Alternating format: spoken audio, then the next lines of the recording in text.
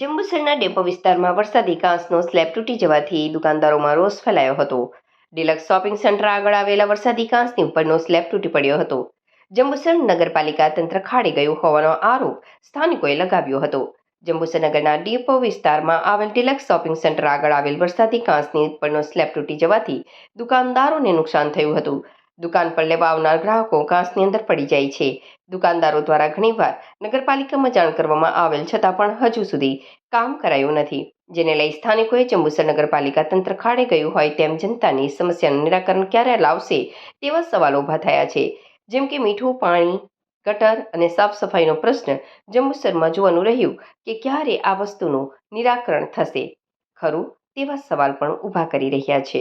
Deluxe shopping સેન્ટરની આસપાસ જે વરસાદી કાંસના ઢાંકણાઓ છે જે હાલમાં જર્જરિત હાલતમાં છે તેની અમારા પાસે માહિતી મળેલી છે, તો જેની ટૂંક સમયમાં નિરાકરણ આવશે એવું અમે નગરપાલિકા લેવલ પર પ્લાનિંગ કરવામાં આવ્યું છે, જેથી ટૂંક સમયમાં એનું નિરાકરણ લાવી દઈશું.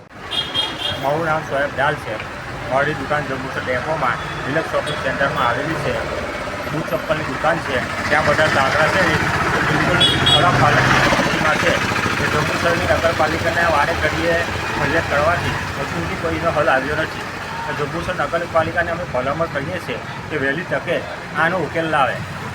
ને ટેક્સ નથી ભરતા ત્યાં તો નગરપાલિકા જંબુસરની ફટાકડીને તાળા મારવા નીકળી જાય છે. ઇબ્રાહિમ અહમદ, મારી સ્ટેશનરીની દુકાન આવેલી છે.